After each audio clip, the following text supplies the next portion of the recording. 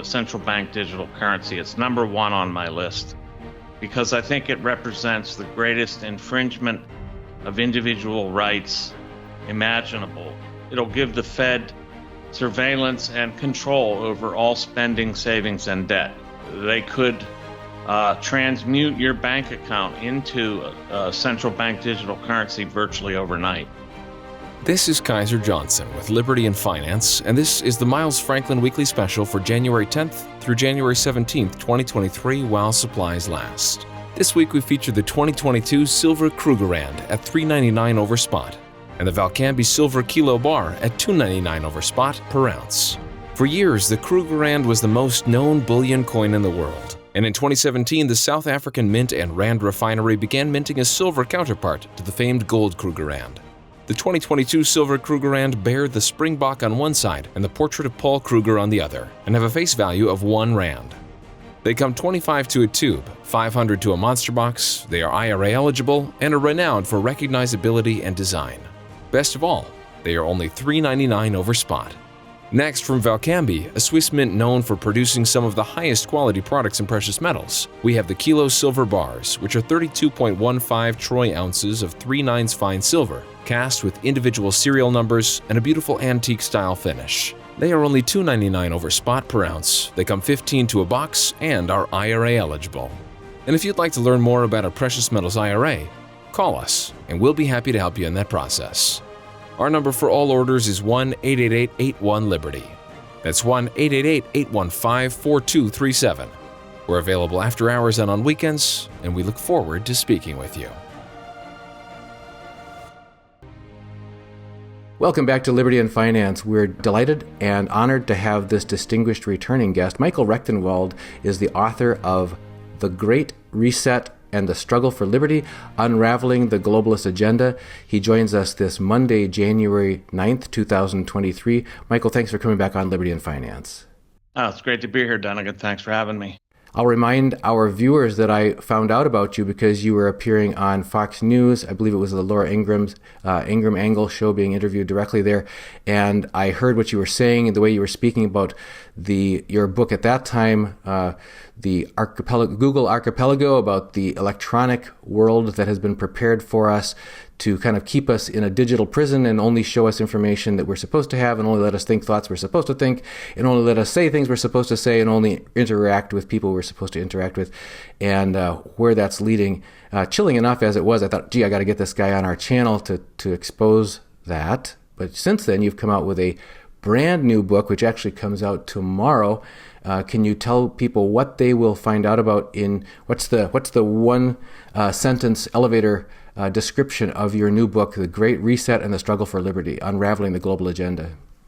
Well, what they'll find in this book is a scholarly treatment, fully sourced, completely validated in terms of the points I'm making, argument and exposition of the Great Reset, what it means economically, what it means politically, what it means technologically, what the deep agenda is, what has been afoot for really 80 years in terms of the globalist organizations. And I plumb the history of all those organizations and connect it to this Great Reset and all of the elements of the agenda, including the climate catastrophism, the population ethics, so-called, and the technological reset that is part of it. So it covers all that. We want to get into the second half of your book, which is The Great Refusal, which you propose is our proper response of free people to such, I guess I would say, a toxic plan, a scheme set out against us, against our better needs and the good of our families going forward, and how we can, you had a 9-step plan in there, and how we can refuse to participate. I did want to mention one more word of congratulations today. I understand that you've been named a Distinguished Fellow of Hillsdale University. We live not that far from Hillsdale, which has a long reputation for being a constitutional and classical education institution to really help people understand their true calling as citizens of the United States and how to live out that calling as a free people. Really tremendous honor that you have earned by being named a Distinguished Fellow of Hillsdale. So good for you, and doesn't change how glad we are to have you here, but just it's a remarkable honor, and congratulations for that. Oh, thanks so much. Yeah, I'm really happy to join Hillsdale as a Distinguished Fellow, and to be speaking on their behalf, and to be, I'll be also putting together courses for their online platform. I know a lot of people take their courses on the Constitution and the history of the United States. So I'll be doing some courses on some of my areas of expertise, and also speaking on behalf of them at various functions. So it's a great honor, yeah. One of the things to point out about that, and we've interviewed a contributor to the Epoch Times, Alex Newman, about this, is that just the shocking and really scandalous lack of education that our, for example, our government public education system provides in terms of people really understanding our Constitution, understanding the Bill of Rights, understanding the Declaration of Independence, understanding the basics, just the rudimentary basics of, for example, our coinage and money and true weights and measures and logic and reason and philosophy and all those things that are absolutely critical to functioning effectively as free people. So Hillsdale has been a standout, just really an example to other institutions, and really countercultural in basically a swamp of relativistic education. They've been at their feet on solid ground, and they're standing up and they're producing truly educated graduates. So it's great that you're going to be a part of that and helping bring that awareness about this very current and pressing phenomenon of globalist agenda and the Great Reset to that, and helping to educate students on things such as what are brought out in your book. So if we could turn to your book now and talk about, because our viewers are hearing on many different sources that they've plugged into on alternative media, which they're not going to hear on mainstream media, about the dire risks to their financial future, to their freedom, to their constitutional rights, et cetera, that are being usurped and infringed on by these globalist powers. And most people up and down the street are not aware of that to that extent, but our subscribers are, and they would like to know the next thing, which logically follows, and what do we do about it? So in your book, you address that head on. Could you take us through a description of your 9-step plan of what you call the Great Refusal, which is our calling in response to this Great Reset? Yes, I mean, it's the 9-point plan. It's part of a grand refusal, which I think is the overall attitude we should assume, which is one of just refusing the policies and the prescriptions that the globalists have in store for us, and that includes, for example, rejecting.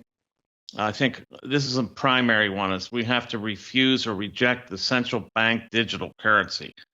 We have to skirt that. We cannot subscribe to it, and that means having currency in other places, having a means of exchange that is not controlled solely by the Fed, and this means effectively having alternative parallel economic structures in place.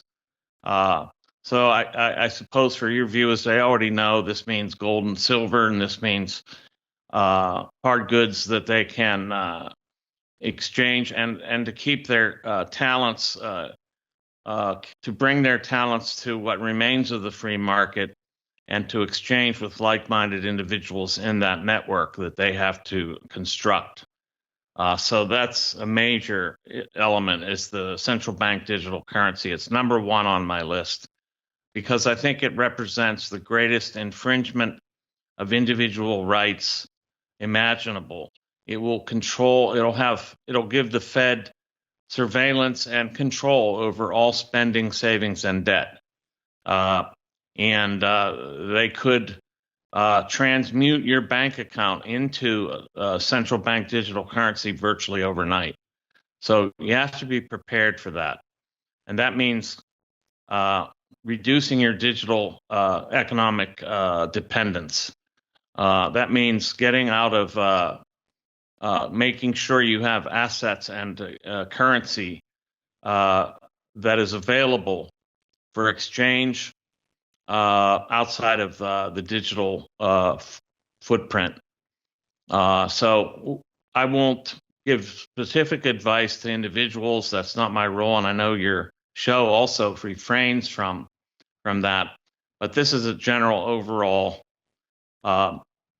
conceptual and practical need that I think we all have, and so the CBDC is number one on my list. And then, could I interrupt and ask one question about that? When we talk about refusing to adopt the central bank digital currency that may get imposed by edict, do you see paper cash as part of that refusal, or do you think that that's not what you're talking about? You're only talking about barterable goods that have intrinsic value. I think I think the cash, the object is to outmode it. So I think cash will not be king. It's likely that cash could be largely outmoded, and it won't be necessarily legislated out of existence, but what will happen is it'll be refused by numerous vendors. This will become a trend. And, this whole Great Reset really depends on what they're calling public-private partnerships. And so these public-private partnerships mean that corporations are party to the Great Reset's execution. And so they're going to refuse cash for the most part, I think. Many already are. We just returned from significant travels across the country. So we've probably covered 2/3 of the country, visiting children and grandchildren over the holidays. And I was impressed in a disheartening way with the number of places which in the past would have been absolutely welcoming of cash. I mean, we were even pulling into the Grand Canyon National Park, and we said, hey, we wanted to try to, as a Christmas present, pay for the car behind us, whoever it might be, do a random act, and the park ranger there just looked kind of like deer in the headlights and said, you just scan your card on the machine here and it'll do yours, but you can't, we don't take cash. And there were just so many shops we stopped at, or even buying a coffee or whatever, when it says no, electronic payment only, no cash accepted. So that's already a major trend in place. It's already a major trend. So I don't think cash is the solution. It's not going to be the solution. So, I think this means also stockpiling needed goods, even parts for your car. Even elements that you wouldn't think of having duplicates of, so that you don't have emergencies where you can't get like a car repair because simply they won't accept anything but CBDCs or digital currency of one form or another. Most likely, and the Biden administration has made it clear that they're really pushing forth and pushing forward for this CBDC, and the Fed has been studying it, and it could happen very quickly. So we have to be ready for it. So that was point one of your plan, is refuse and resist the central bank digital currency participation. What's next? Yeah, part two is, number two is rejecting the Internet of Bodies technologies, the installation of devices in your body, the metaverse, and transhumanist technologies. And that means refusing wearables that are reputedly meant for health reasons. Now, that means any wearables that are reporting data to central databases, because this will be used against you as a means of control, as a way to exclude you from things such as even insurance, health insurance, and the refusal of personal carbon footprint tracking technologies, including those embedded in credit cards, and refusing other installations or medical procedures that could compromise your health. and even compromise your genetic integrity. I'll leave it at that. I think we're safe there. Reject all these enhancements. They're going to sell transhumanism as enhancements, but it's a bait and switch. They suggest that these technologies will enhance you, for example, connect your brain directly to the cloud. But this will mean effectively giving over control to these transhumanist groups or organizations like Neuralink, for example. We talked about Elon Musk last time. Basically, this is in the future, but you still need to look forward to this and the various means by which they may make this possible. And the other thing is rejecting the metaverse. I know that a lot of people are already subscribing to this. The metaverse is merely a faux reality that they're using to basically supplant and compensate for the detriments of the Great Reset's world, real world, meat world, physical world deficits. And then, of course, I think I mentioned this, but I'll say it again, reject these brain cloud interfaces. Some of this is future oriented, but some of this also means, present, fairly near future prospects, I think. So some of the other things are, of course, they're now proposing to institute medical procedures that you might refuse for yourself on livestock, such that livestock will be transmitters of particular medical interventions that you may refuse personally. And some of these procedures might be self-spreading, so that you might refuse a medical procedure, but that won't stop it from being transmitted to you vis-a-vis another person who is compliant. So these are just some of the things that we need to keep our eyes on. And it's interesting to point out that people who've been looking to Elon Musk as a savior of freedom and individual liberty, etc., because of his takeover of Twitter and reestablishing accounts there that had been deplatformed, etc., that another one of his businesses is Neuralink, where he's working on exactly what you just described. Exactly. So. That's Neuralink would mean interfaces of your brain. They're calling it brain-computer interfaces, but that leads to brain cloud interfaces where your brain is effectively on the cloud. So that means that inputs and that outputs will be known, and that inputs could be directed to you from the cloud. So it's not as if a singular individual will be sitting there and saying, let's make Dunnigan think X, Y, Z. It's just that this could block various neural pathways and stimulate others. It's all very possible.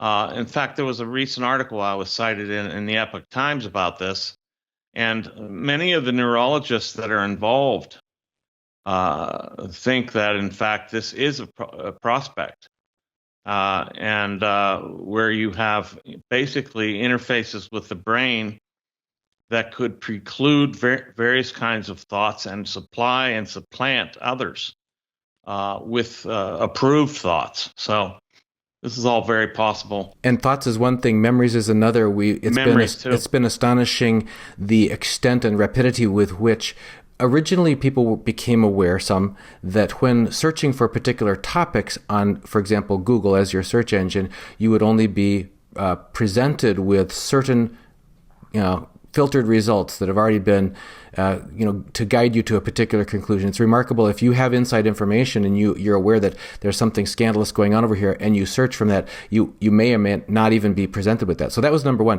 But number two was stuff actually disappearing from the history, so that you simply can't find it anymore. Links to articles, links to scientific studies, even journal, peer-reviewed journal studies and that sort of thing disappearing if they don't meet the modern narrative. So we've already seen the collective online, quote-unquote, memory or history being modified, erased, And people are concerned that our own ability to remember, people say, oh, the public only has a 15-second attention span or whatever. So whatever they present on the evening news is what people are going to be thinking about. And there's something to that.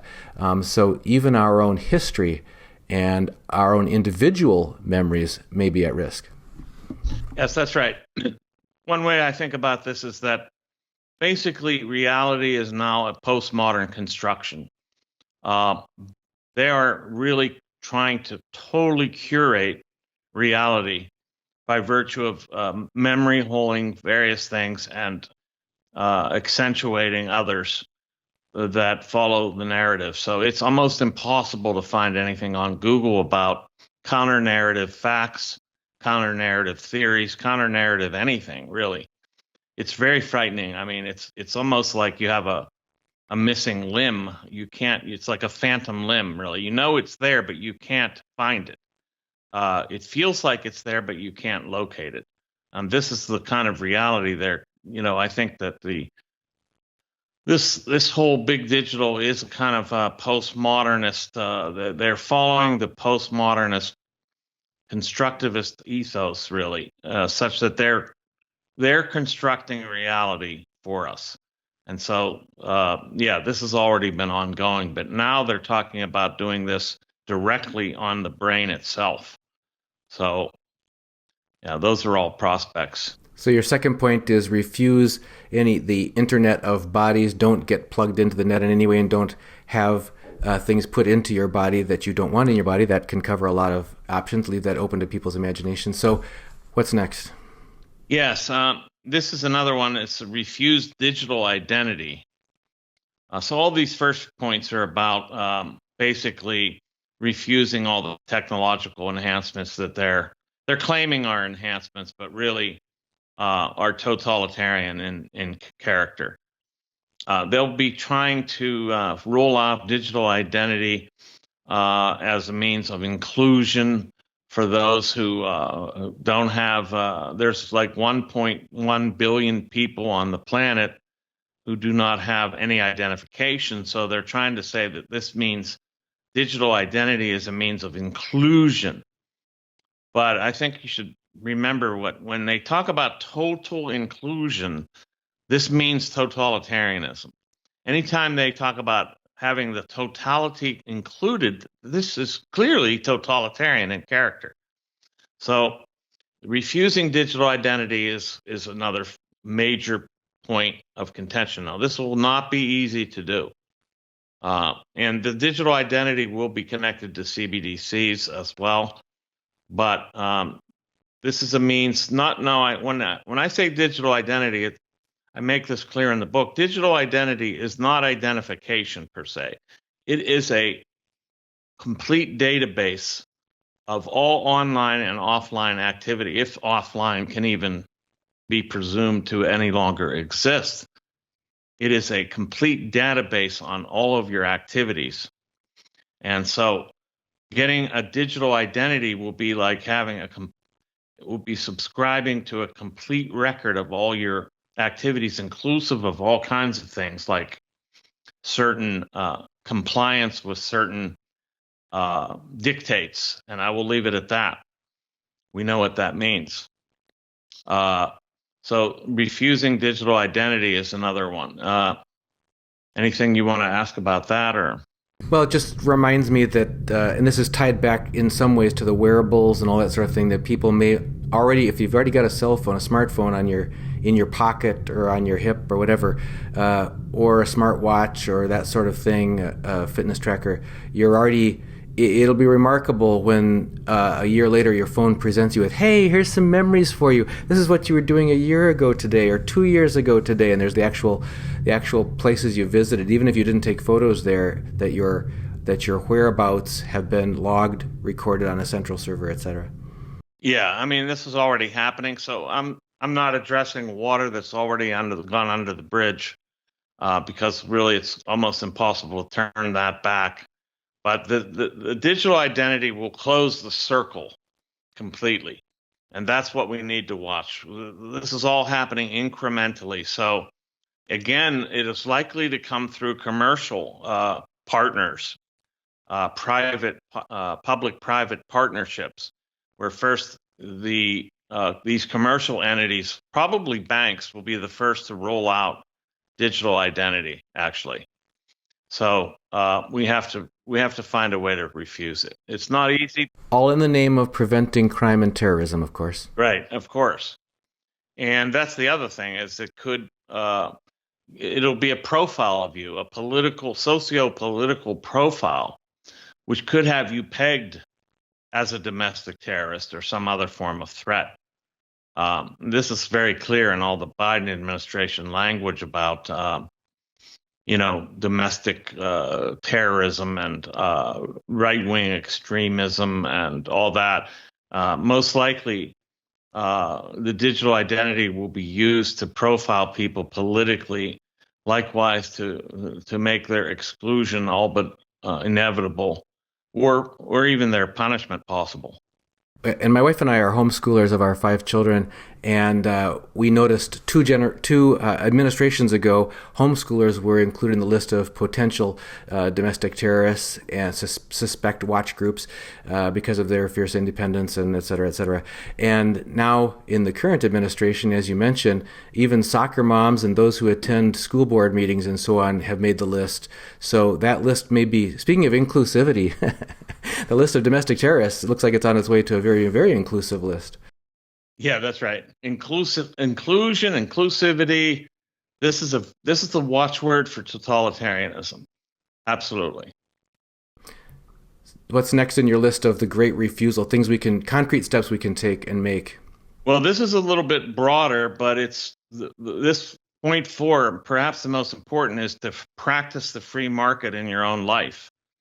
That is to eliminate dependence on the state, to disengage as much as possible, like from establishment institutions, including most educational institutions, to remain as entrepreneurial as possible, to have independent means of generating income. I know this is difficult, not everybody can do it, but you need to try. And then also this means establishing parallel economic structures, parallel systems, parallel social networks as well. Yeah, we've interviewed some guests on our channel talking about exactly what you're describing and exhorting people to find out where the food producers are in their community, make sure that their skills are relevant and available to those around them, and find out who's got the skills in your community to help you out if need be, and make sure that we have a way of carrying on our family's business, things that we need to do without necessarily just relying on big box stores and anything that's government funded and so on. There's been some statistics that are pretty concerning about the percentage of households in the U.S. that are dependent on one or another form of government quote-unquote support. I know Candace Owens and others have talked about this as the new plantation, where you get people who were slaves had got free places to live and free food and stuff like that. So be careful what you ask for. If you think everybody deserves universal basic income or a free place to live or free government subsidies, we're just working our ways right back onto the plantation again. Absolutely. This is another form of slavery, because once you depend on the state, then you must comply with the state dictates in order to maintain that income source. And that's a dangerous proposition. That's a trade-off of freedom for subsistence, and that is definitely not a trade you want to make. Yeah, the first thing to go is privacy. The second thing to go is the freedom to make choices around that. Yeah, absolutely. So then I get into some of the economics, and of course the ESG index and stocks. We need to divest from ESG stocks and electronically traded funds that include ESG stocks. That means transferring investments into non-ESG reporting stocks and EFTs. And that also, I think, we need to consider assist in bringing antitrust. And now this is relying on the state, but even Murray Rothbard said that sometimes you can use the state to try to dismantle the state. And that's the kind of situation we're in. I don't fall strictly along ideological lines here with this 9-point plan, I think it's necessary to note that we're in a grave peril right now. And likewise, we need to do whatever we can to consider taking class action against ESG investments, because they are monopoly schemes. As I've pointed out, I think before, this is a monopoly scheme. The ESG is a way of, it's a cartel. It's a cartel scheme that benefits the compliant and punishes and deprives of capital the non-ESG reporting corporation. This was made very clear by Larry Fink of BlackRock Inc. He said, basically, those companies that don't abide by the ESG will effectively starve. So we need to keep those companies alive by investing in them if we have the capital to do so. And to consider antitrust legislation against the ESG in general, because it's a monopoly scheme. And then I think also to remove your money from ESG reporting banks. Now, this is very difficult because most of the major players are ESG reporting.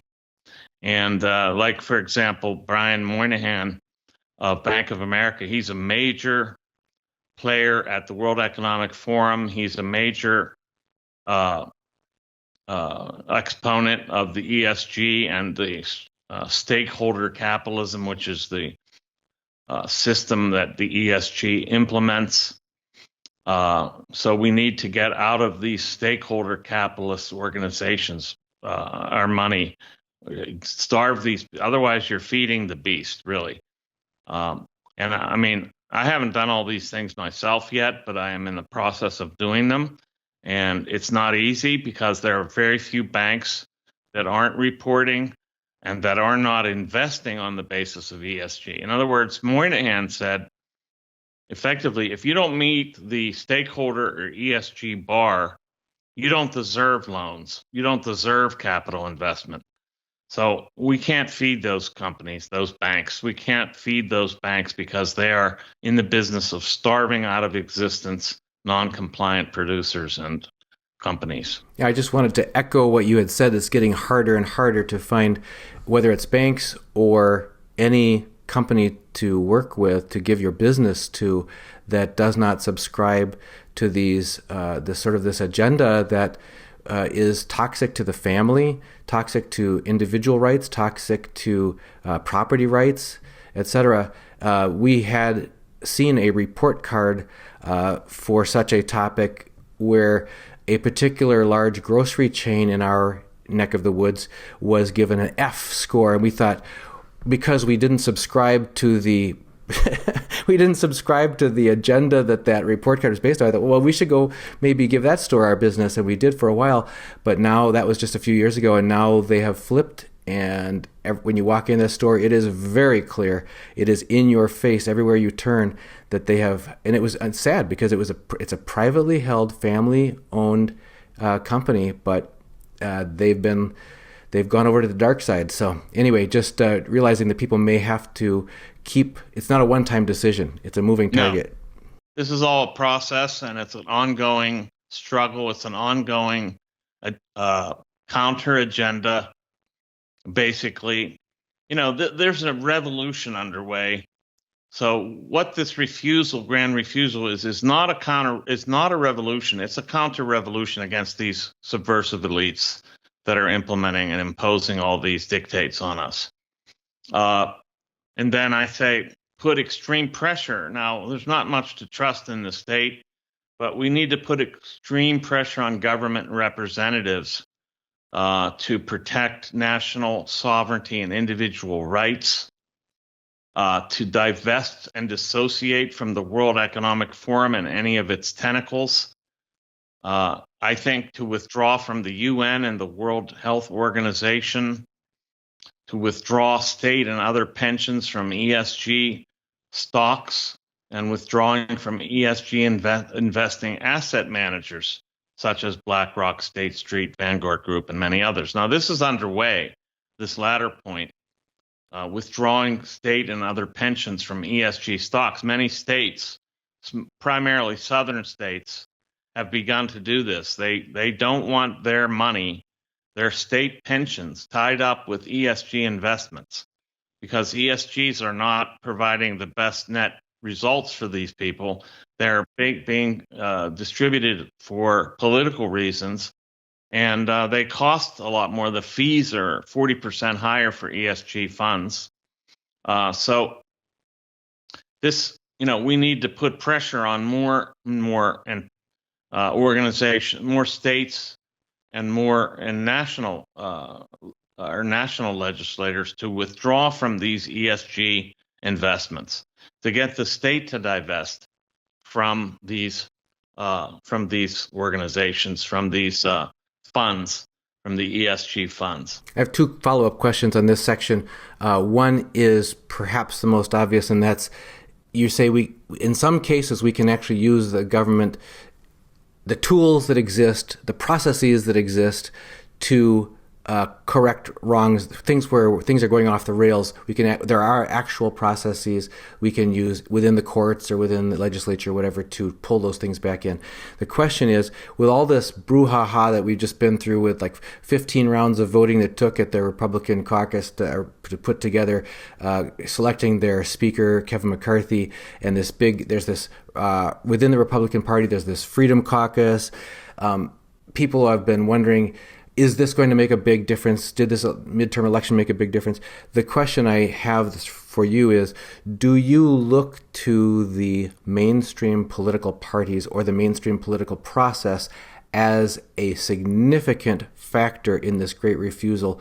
Or do you think that it's just very selectively in specific target areas where people can bring a lawsuit or whatever, that it may be useful, but in general that the system is lost, the swamp is too deep? Don't wait around for the cavalry to come from any particular party. What is your view on that? Yeah, that says it in a nutshell. There are no political saviors here. They will not save us. Kevin McCarthy, for example, is a member of the World Economic Forum. He is a globalist. And so he has that agenda at stake. So what we need to do is cherry pick issues that we can have affected through legislation, through legislators, but we can't rely on them. We can't wait for them to do any of this.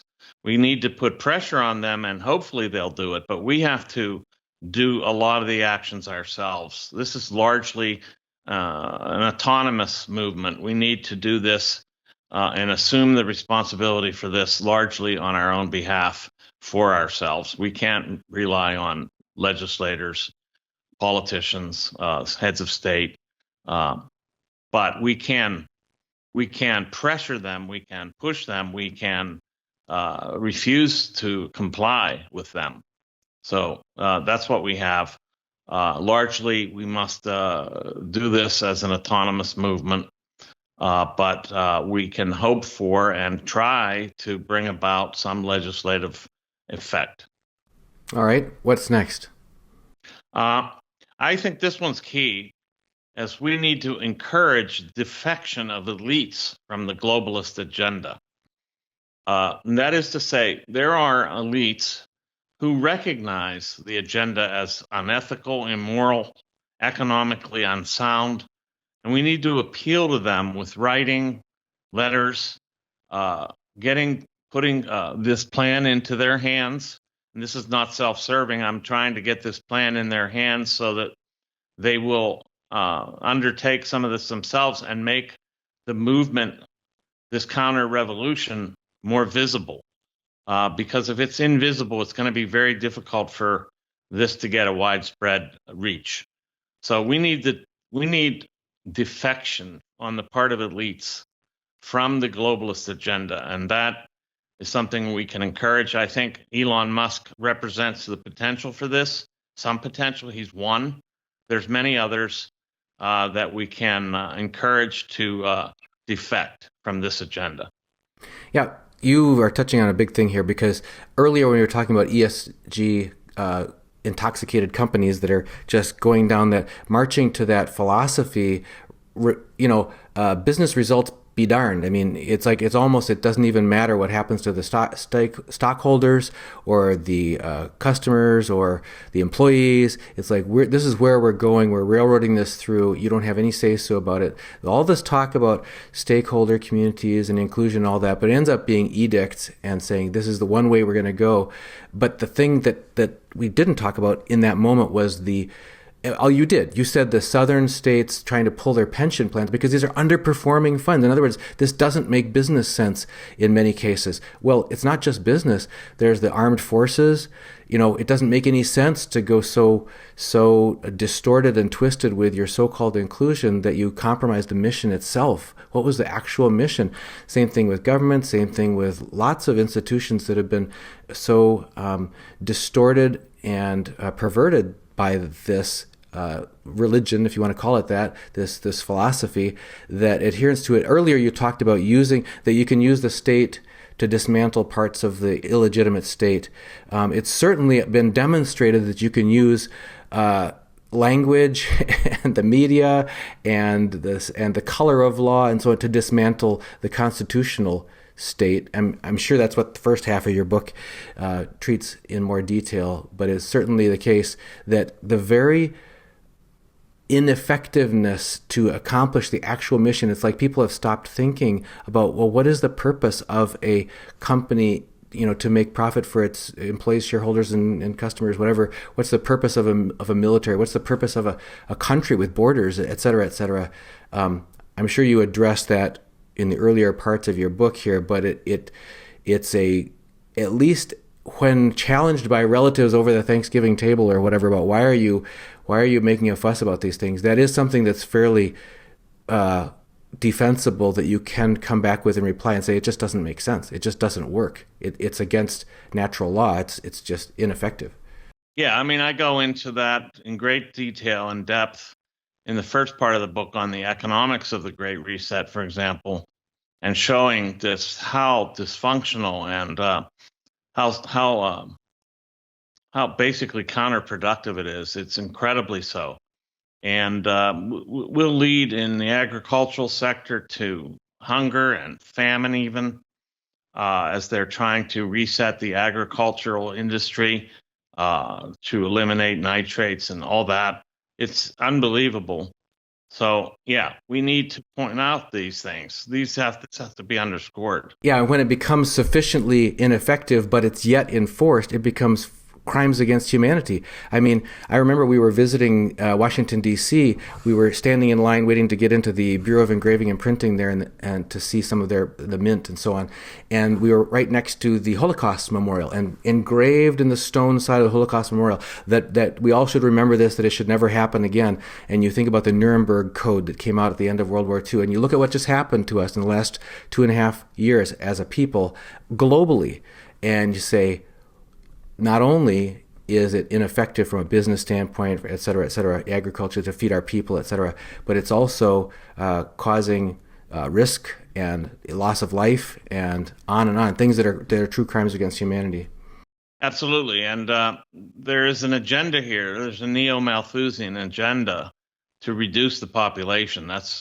This is all part of the Great Reset. I trace the history of this neo-Malthusianism, that is the population ethics. And I put that ethics in quotes because it's not ethical at all. But they have had on the agenda for some time to reduce the population, and some of these elements of the Great Reset are definitely population reducing. They're population reducing functions. Yeah. Okay, what's next on your great refusal list? Well, the last point is to network with like-minded individuals and spread the grand refusal around. This again is not self-serving. We need to get the awareness out there. We need to network with like-minded people. This is part of establishing these parallel structures, but also to communicate broadly as possible and bring a larger network of people into the refusal. because without numbers, we have the numbers. We just don't have enough subscribers to this counter-revolution. We need to bring in more subscribers to the counter-revolution. So we need to network and continue to build networks of refusal. So that brings us back to your book itself, which comes out tomorrow. If people want to get their hands on it, how can they do so? Well, there's two ways. One is you could go to Amazon, which, is not my preferred way, but it's there. It is cheaper that way because they have faster and more efficient handling mechanisms and all that I can provide. But Amazon.com, it's on there, but also directly from me. I'm selling it directly off of my website at michaelrectenwald.com, and it's a little more expensive, but you get a signed copy, and it's hand addressed and delivered directly to you from there. So michaelrectenwald.com. We've been speaking with author Michael Rectenwald, also a university professor and now a distinguished fellow with Hillsdale University, about his new book that comes out tomorrow, The Great Reset and the Struggle for Liberty, Unraveling the Global Agenda. We'll put a link to that in the description of this video. And Michael, we've got to have you keep coming back on because you're staying on top of this as things continue to develop. You gave me a very small example of something in the current development that's just an example of something where it's just playing out the way you've cautioned people it's going to play out. Do you want to tell us that one before we leave? Yeah, I mean, the Biden administration is suggesting now that they're considering banning gas stoves over so-called health concerns. That is basically, these stoves supposedly emit, greenhouse gases, so-called. And so they're now looking at possibly banning the manufacture and importation of appliances, of gas stove appliances. They're saying there's a hazard here and that they have a differential impact on people of color and Latinos. So now your stoves are racist here. Your gas stoves are racist. This is just an example. I mean, everything they've done to attack the majority is this will not help minorities at all. This will be actually costly. This will be detrimental. It's just another example. The other thing, of course, is what's been going on in the Netherlands with the farming in Canada, and we'll see some of that coming down here, where they're trying to, reduce nitrates and fertilizers with nitrates and all that. So more and more things keep coming out. It's all really part of this agenda. It's unbelievable how coordinated this is. And I know it might sound conspiratorial, but these people are definitely cooperating at a high level and implementing these things through unwitting dupes, most likely.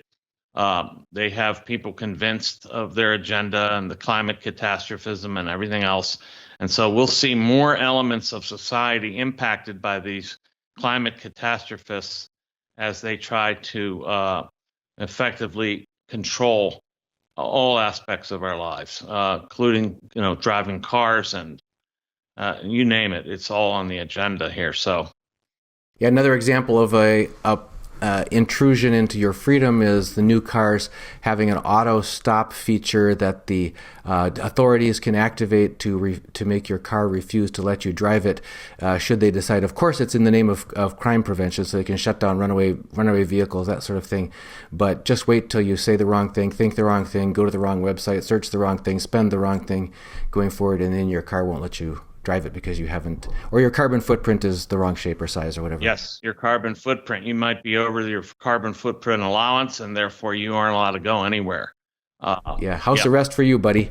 Okay, That's well, right. Michael, thank you for joining us here again on Liberty and Finance. We're going to look forward to your next visit here with great anticipation. Thank you very much, Donegan. Great to be here. Miles Franklin Precious Metals is one of America's oldest and most trusted bullion dealers. Miles Franklin is A+ rated and accredited by the Better Business Bureau, licensed and bonded, and has 0 complaints ever registered. Here at Liberty and Finance, we are licensed brokers with Miles Franklin.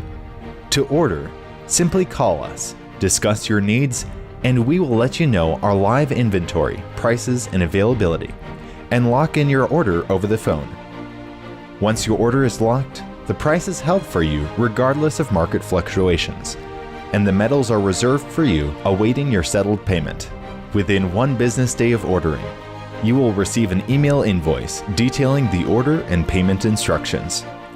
Miles Franklin accepts payments by bank wire, ACH or electronic check, money order, check mailed priority mail, and cryptocurrency. The fastest forms of payment are bank wire and cryptocurrency.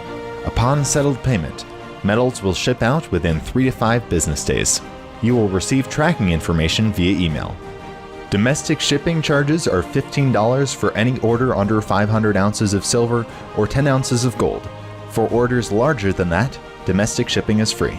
The package will be double boxed, fully insured, and labeled discreetly, with no indication of the contents inside. For your privacy, the name Miles Franklin will not even be on the package. To talk to myself, Elijah, my brother Kaiser, or my father Dunnigan, call 1-888-81-LIBERTY. That's 1-888-815-4237.